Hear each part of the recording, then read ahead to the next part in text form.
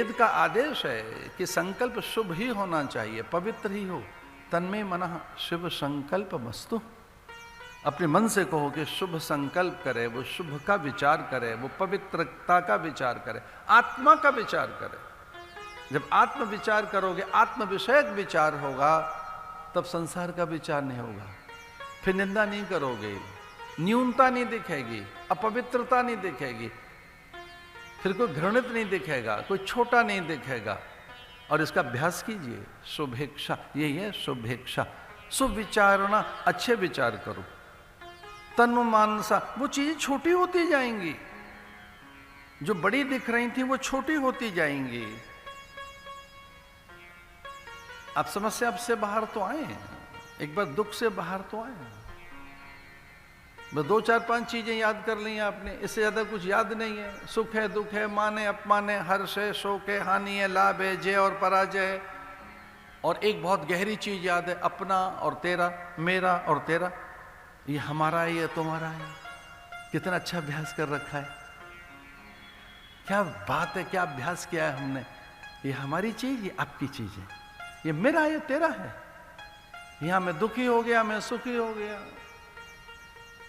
अपने आप अपनी एक डिग्री सेट की हुई है, सुख और दुखी। अब ज्यादा दुखी है, अब कम दुखी है, अब ज्यादा हर्ष है, अब कम शोक है। इसमें हानि दिख रही है, इसमें लाभ दिख रहा है। स्वाध्याय करने से हानि लाभ, जय पराजय, यश अपयश, मान अपमान, सुख दुख, ये सब शिथिल होता जाता है। मन रहता ही नहीं स्वाध्याय करने के बाद। जो ये सब विचार करने वाला मन है, वो मन ही नहीं रहता।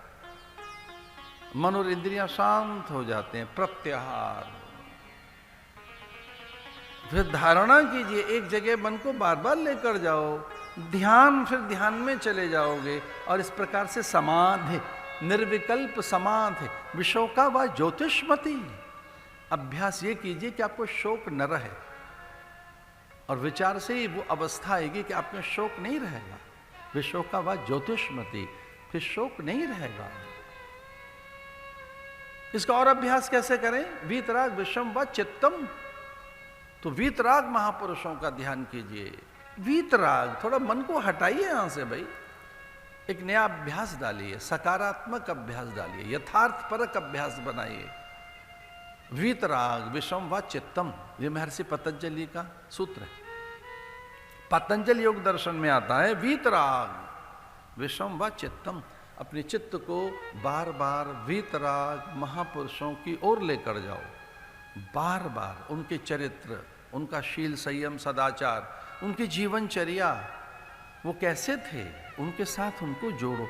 इसलिए पतंजलि ऐसा भी कहते हैं कि समाधि के लिए वीतराग महापुरुषों का स्मरण भी बताया है। गुरुओं का स्मरण कीजिए, अपने गुरुजनों का, महापुरुषों का स्मरण कीजिए। वीतराग महापुरुषों का, आदिनाथ का कीजिए, ऋषभ देव का, महावीर स्वामी का कीजिए, नानक गुरु गोविंद सिंह का स्मरण कीजिए, शंकराचार्य, वल्लभाचार्य, निम्बार्काचार्य का स्मरण कीजिए, दरियाब स्वामी का स्मरण कीजिए, महापुरुषों का।